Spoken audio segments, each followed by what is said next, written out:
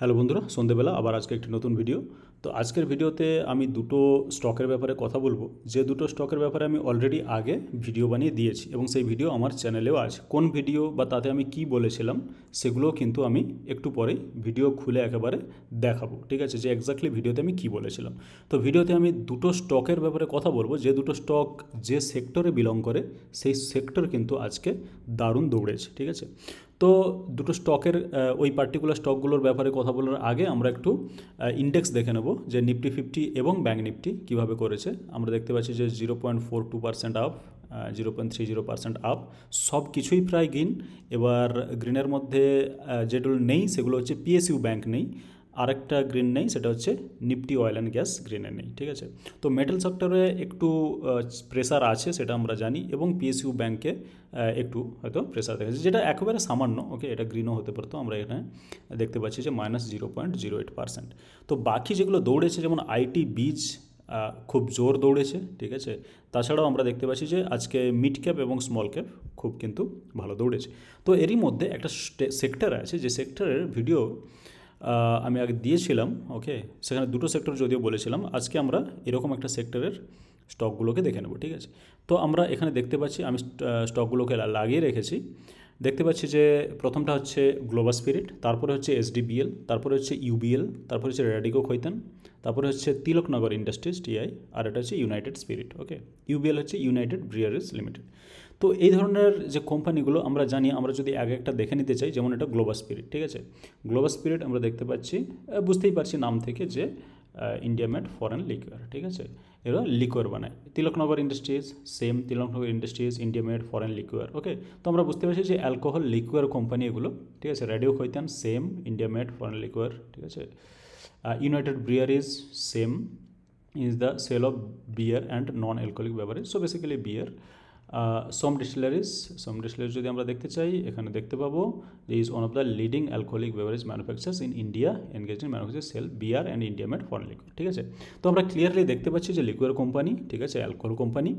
তো এই ধরনের একটা ভিডিও আমি অলরেডি আগে দিয়েছিলাম। তো আমি এখানে সেই ভিডিওটাতে কি বলেছিলাম দেখব, এবং সেই স্টকগুলো যেগুলো বলেছিলাম তাদের পারফরমেন্স কীরকম সেটা দেখব, এবং আমি আদৌ ইনভেস্ট করেছি কি না তার কিন্তু একটা প্রমাণ দেখাবো, যে আমি শুধু হাওয়ায় ভিডিও বানাচ্ছি নাকি অ্যাকচুয়ালি আমি কোনো এই সেক্টরের মধ্যে কোনো স্টকে আমি পয়সা রেখেওছি, ঠিক আছে, বা কতটা রেখেছি, কবে রেখেছি, সেগুলো কিন্তু আমরা সব জানতে পারবো, ঠিক আছে। তো আমরা আসছি এই জায়গাটাতে। এটা হচ্ছে ভিডিও যেটা আমি দিয়েছিলাম। এই সেক্টরের প্রত্যেকটা স্টক এখন রেকর্ড, যদিও আমি এটা সুগার স্টকের ব্যাপারে কথা বলেছি, সুগার স্টক এবং অ্যালকোহল স্টক, ঠিক আছে। তো এই দুটো সেক্টরের ব্যাপারে কথা বলেছিলাম আমি। তো এটা কবে দিয়েছিলাম? মাত্র 8 দিন আগে, ঠিক আছে। এখানে ক্লিয়ারলি দেখা যাচ্ছে যে 58 ভিউজ। ওকে, বেশি ছোটো চ্যানেল, বেশিজন দেখেনি।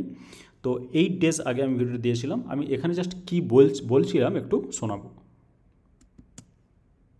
তো আমার কাছে এখন যে দুটো ফেভারিট স্টক মানে এই সেক্টরের মধ্যে, সেটা হচ্ছে এসডিবিএল, সোম ডিস্টিলারিজ, আর গ্লোবাল স্পিরিট, ঠিক আছে। এছাড়াও আমার জুয়ারি ইন্ডাস্ট্রিজও বেশ ফেভারিট, ঠিক আছে।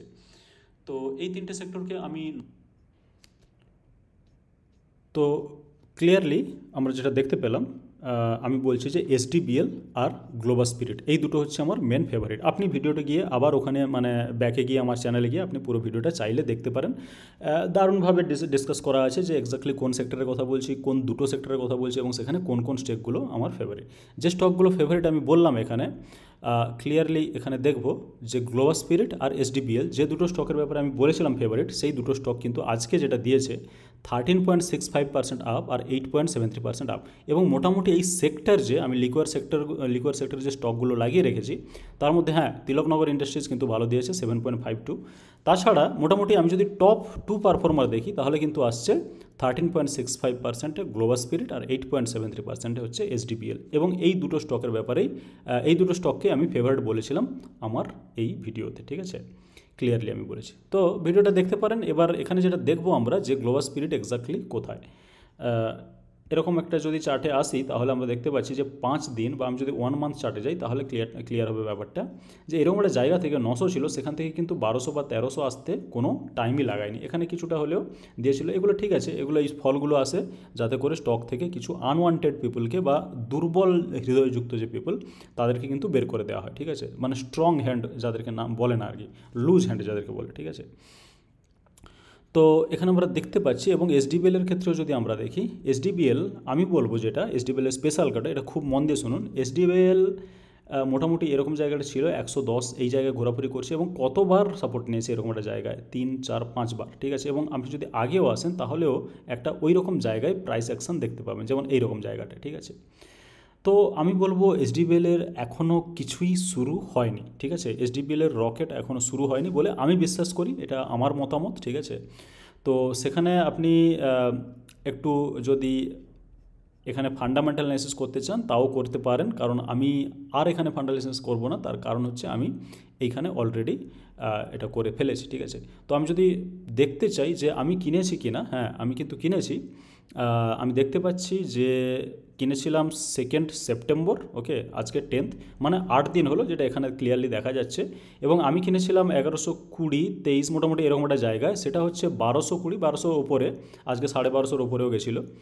তো এটা প্রায় এক সপ্তাহে আমি বলবো যে 10%-এরও কিন্তু বেশি রিটার্ন দিয়ে ফেলেছে, ঠিক আছে।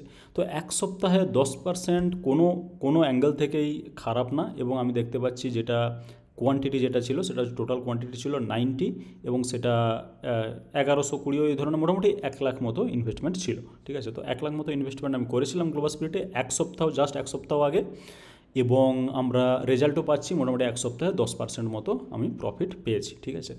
তো এবার যদি আপনারা চান এই ধরনের স্টকগুলোকে অ্যানালাইজ করতে পারেন, এবং এখানে গ্লোবাল স্পিরিটও আমরা দেখতে পাচ্ছি 13.65, গ্লোবাল স্পিরিটও আপনারা অ্যানালাইজ করতে পারেন, ঠিক আছে। এবং অ্যানালাইজ করে তারপরে এই সেক্টরের ব্যাপারে ভাবতে পারেন ইনভেস্ট করবেন কি করবেন না, ঠিক আছে। এরকম আরও অনেক ভিডিও আমার চ্যানেলে রয়েছে, আপনারা গিয়ে দেখতে পারেন, প্রত্যেকটাতেই ইম্পর্টেন্ট কিছু গুরুত্বপূর্ণ মানে তথ্য পেয়ে যাবেন, ঠিক আছে।